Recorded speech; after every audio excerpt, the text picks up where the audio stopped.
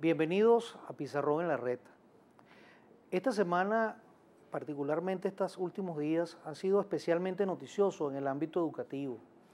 El ministro Héctor Rodríguez, ministro encargado de tal responsabilidad, ha hecho nuevamente un conjunto de anuncios que entre la sorpresa y la incredulidad dejan a los que medianamente entendemos un poco acerca del mundo de la educación.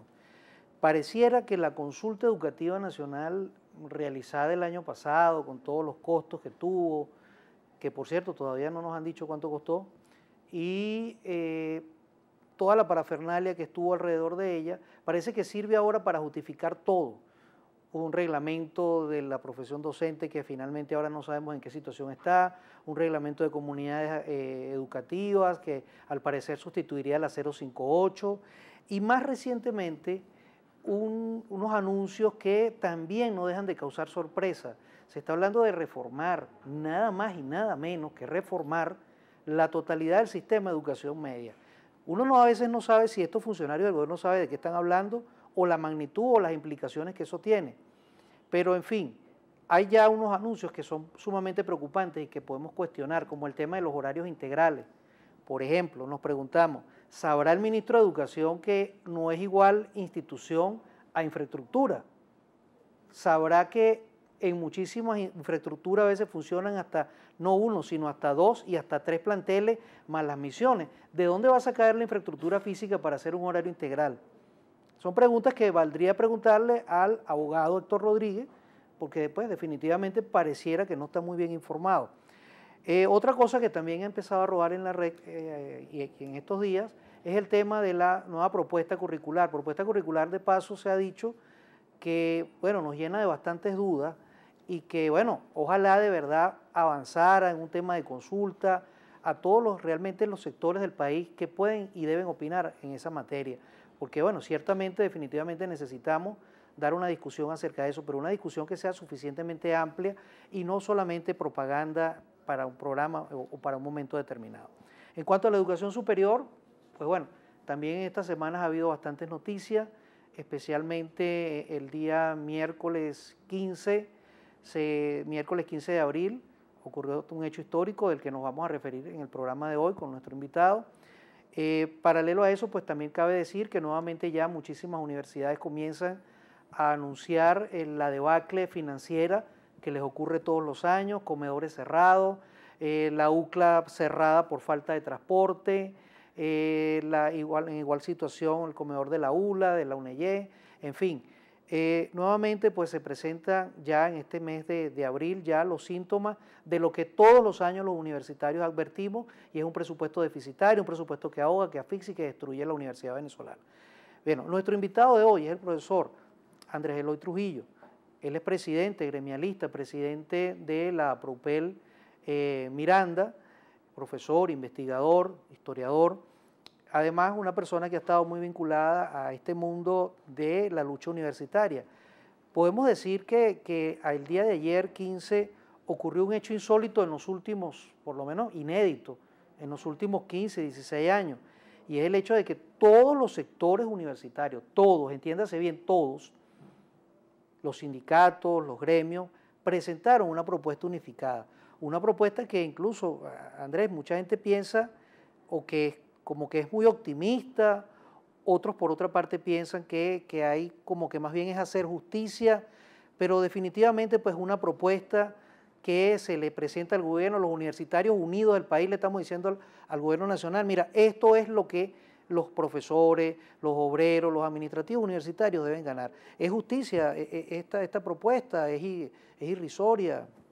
Mira, por supuesto que la propuesta que se está presentando al gobierno es justa, pero yo quisiera previamente rescatar la importancia que tiene el hecho de que quienes están presentando la propuesta al gobierno son todo el sector universitario, y quiero decir federaciones, asociaciones y sindicatos oficialistas y de oposición, de manera que no hay ningún distingo político aquí en cuanto a la demanda que se está haciendo. Todos, de manera unificada, llegamos a un consenso y presentamos una propuesta de tablas generales de sueldos y salarios para todos los trabajadores universitarios. Que si la propuesta es justa, Mira, yo quisiera poner esto en contexto. La primera y todavía vigente norma, regla que hemos utilizado los profesores universitarios para reclamar al gobierno los salarios que merecemos son las normas de homologación. Las normas de homologación surgen en 1982 a propósito de la necesidad de unificar los sueldos que ganaban todos los profesores universitarios, porque las universidades cobraban diferentes salarios, tenían diferentes beneficios, y en la discusión sobre los aumentos que requería cada universidad se acordó con el gobierno, y más que acordar, se impuso por parte del gobierno una norma que se denominó norma de homologación. Porque iguala. Homologaba los sueldos de todas las universidades del país. Como es ahora, ¿no? Como es ahora. Esas normas de homologación lo que hacen es indexar el salario del profesor con el índice inflacionario que informa periódicamente esto sería el Banco Central de Venezuela. Esto sería para que nos quedara como más claro para todos nuestros oyentes, la gente que nos ve. O sea, si la inflación sube a un 10%, el gobierno debe recuperar, o sea, debe aumentarme ese 10%, porque yo lo perdí en capacidad adquisitiva. ¿Es esa la idea de la indexación salarial? Esa es la idea de la indexación salarial. Las normas de homologación indican que debe aumentarse el salario de los profesores cada 2 años de acuerdo al índice inflacionario que indica el Banco Central de Venezuela, de manera que no estaríamos hablando ni siquiera de un aumento, sino de una reestructuración del salario, no, es como un nivelar, ajuste. Es como nivelar el sueldo de los profesores para que la inflación no lo supere. Es más o menos el mismo sentido que tiene el salario mínimo. ¿Por qué se aprueba el salario mínimo? El salario mínimo se aprueba para aquellos trabajadores que no teniendo ninguna profesión, formación técnica, tengan un salario que los dignifique, que les permita les permita ser parte del artículo 91 de la Constitución y no caigan en niveles de indigencia. ¿Qué pasa con los profesores? Fíjate, los profesores universitarios, considerando esto del salario mínimo para los trabajadores que no tienen ni profesión ni formación técnica, que es para evitar que caigan en la indigencia. ¿Okay? O sea, que adquieran lo mínimo suficiente para mantener una vida digna. El salario mínimo es el mínimo suficiente para aunque ahorita es como muy mínimo, ¿no? Ahorita es demasiado mínimo, porque la canasta vale 21.000 bolívares, la canasta alimentaria, bueno, 20.900 bolívares. A eso iba, fíjate.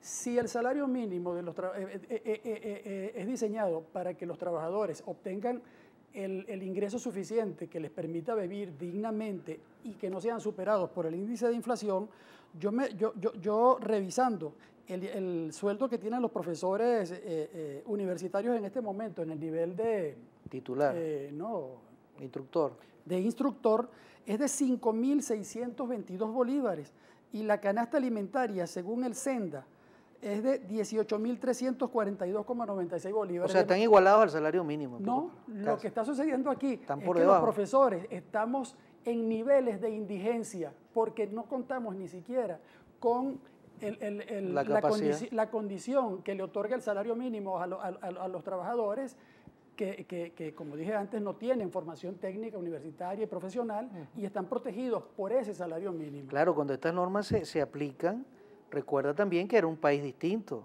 A lo mejor el país de los años 70, quizás ya no tanto de los 80, pero sí de los 70, era un país donde la inflación en Venezuela era del 5%. Eso lo tenemos hoy ni siquiera en 15 días. Creo que el Banco Central no ha publicado las cifras, las últimas, pero ya estamos hablando de inflaciones que superan el 10% mensual. Y creo que los más optimistas están hablando del 100%. Entonces, en orden a eso, pareciera que no es tan descabellado lo que estamos pidiendo los profesores. No. Es más, no solo los profesores, hay que aclararlo, todos los trabajadores universitarios. Todos los trabajadores universitarios. Porque anteriormente las normas también servían, los trabajadores universitarios, los obreros, los administrativos, todo el personal profesional que trabajaba en las universidades, pues lo que hacía era que se le daba el beneficio de la norma de homologación por extensión. O sea, igualito se les ajustaba su salario. Igualmente tenían un salario que, digamos, tenía mayor poder adquisitivo. Exactamente. Bueno, que sí es justo, por supuesto que sí. Te repito, estamos con esta tabla que presentamos al gobierno, colocando el sueldo, el salario de los profesores universitarios en niveles de la dignidad que está prescrita en el artículo 91 de la Constitución, que es la única forma de concederle a los ciudadanos una vida digna. Ahora, como te dije antes, si consideramos que esto está ajustado al artículo 13 de las normas de homologación, no estamos ni siquiera solicitando un aumento, sino la indexación que corresponde por el índice inflacionario. En pocas palabras, que me devuelvan lo que me quitaron. Que me devuelvan lo que me quitaron. O sea, lo que nos quitaron como venezolanos, como trabajadores, porque cuando la inflación no es más que quitarle el poder que la gente tiene para resolver los problemas. La gente no trabaja solo porque le gusta trabajar, trabaja porque necesita vivir. Entonces, si un trabajador trabaja, como dices tú, y no es capaz de sobrevivir con lo que trabaja, pues simplemente, bueno, está en condiciones de indigencia, como estamos prácticamente todos los venezolanos. Ahora, es importante señalar, Robert, lo siguiente. En este momento el sector universitario está considerando, cuando hablamos del sector universitario vamos a estar claros, no estamos hablando solamente de los profesores, sino de todos los trabajadores universitarios. Pero en el caso de los profesores, estamos considerando desde la Federación de Asociaciones de Profesores Universitarios de Venezuela que la primera prioridad en este momento son los salarios de los profesores, porque no solamente estamos afectando la calidad de vida del profesor y su familia, sino que además nos están colocando en una situación en la que los profesores universitarios con su salario precario están financiando, subsidiando la educación universitaria. La mayoría de los profesores, a pesar de que esto contraviene las propias normas universitarias, todos los profesores están viéndose obligados a tener un segundo trabajo. Multiempleado, pues. Un multiempleado. Con uno de esos trabajos mantiene su familia y con el otro trabajo mantiene la universidad. Esto se puede entender de este modo. Claro, claro. Hasta que se cansa o ya no puede con eso y termina yéndose a otro país, que es lo que está ocurriendo masivamente. Bueno, yo no sé, muchísima gente debe saber que la masiva fuga de talento humano, de talento venezolano, es tal, y países como países del ALBA, como Ecuador o de UNASUR, pues mire, están comprando muy barato, señor presidente, señor ministro de Educación, están comprando muy barato el talento humano. Es más, nos llegan correos, a todos los profesores universitarios nos llegan correos ofreciéndonos becas en Ecuador, en Perú, en Panamá, en Brasil, en Chile, porque saben de la alta calificación y lo difícil que es formar un profesor universitario. Entonces prácticamente estamos desmantelando la universidad, silenciosamente, porque esos se van sin hacer ruido, esos se van sin decir me fui, pero lamentablemente es un impacto, un efecto, algo que afecta profundamente a la universidad venezolana. Bueno, te decía que estamos subsidiando a la universidad, fíjate, con el salario que gana un profesor en el nivel más bajo del escalafón, no alcanza a financiar un día laboral. Si contabilizamos en un día laboral el costo del pasaje de su casa a la universidad, el costo del desayuno, el costo del almuerzo, el costo de estar en un día completo en la universidad, además de financiar eso, que si sacamos las cuentas podemos notar clarísimamente que no alcanza. Tenemos que pagar el costo de mantener nuestra familia. No alcanza. Ok, ¿qué hace el profesor? El profesor consigue otro trabajo. De manera que el sueldo que le da la universidad, al no ser suficiente, lo complementa con otro que le permite entonces mantenerse en la universidad a pesar de que la universidad no le está pagando lo que merece. El otro fenómeno también, Andrés, es que muchísimos profesores universitarios están pidiendo descarga de dedicación. O sea, en el mundo universitario existen distintos tipos de dedicación. Esa es la cantidad de tiempo que los profesores trabajan. Por ejemplo, muchísimas universidades que tienen carreras técnicas o carreras muy especializadas, es muy común que, por ejemplo, tú tengas a un director de empresa que es administrador o que es economista, bueno, y que él da clases en la universidad. Eso se llama tiempo convencional o en algunos casos hasta medio tiempo. Pero los profesores a tiempo completo, que son los que hacen investigación, los que hacen extensión, los que producen, los que viven en la universidad y tienen que vivir el sueldo de la universidad porque se les obliga a estar tiempo completo en ella, o los de dedicación exclusiva, que es la máxima dedicación, que no pueden trabajar legalmente en otra universidad, son cada vez más escasos. porque la gente te dice, bueno, yo hoy puedo dar clases en la universidad por el prestigio, por el amor que le tengo, porque soy egresado de ella, pero no puedo vivir de lo que se me paga allí. Entonces, eso también es sumamente terrible, porque entonces también tenemos que están quedando los profesores, se están quedando con cada vez menos dedicación a la universidad, y una universidad no es solamente para dar clases, una universidad no es una gran academia, como por ejemplo los proyectos y los modelos que nos han presentado en los últimos años de universidad. No es que el muchacho vaya para clase, como decía el difunto y como dice el actual presidente, y el muchacho tenga ahí un profesor. No, eso no es la universidad, señor Maduro. Eso no es la universidad, señor ministro. La universidad es mucho más que eso. Para que ese muchacho esté ahí hay que producir conocimiento, investigación. Ese muchacho además necesita tener buenos laboratorios.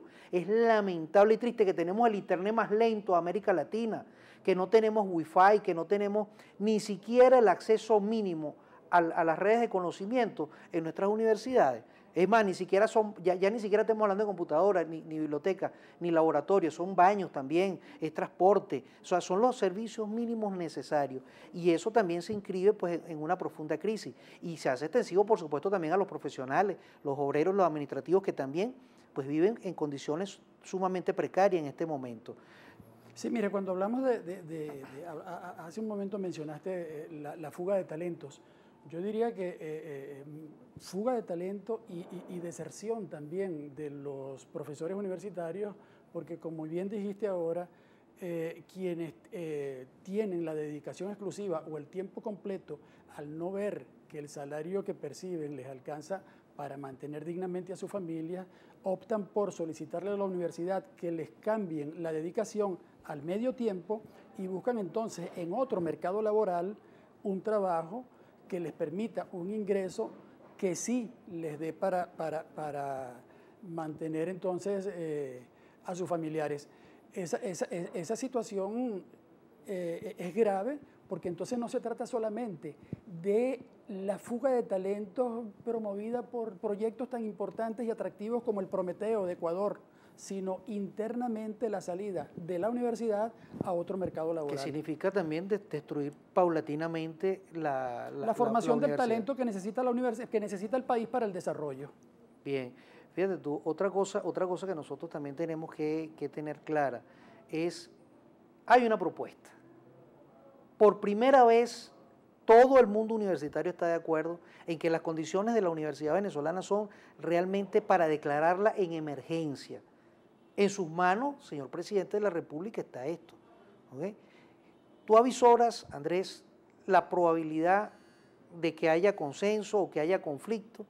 ¿Qué te dice tu experiencia? Pues, o sea, todos estos años han sido unos años muy duros de calle y de lucha. ¿Qué piensas tú?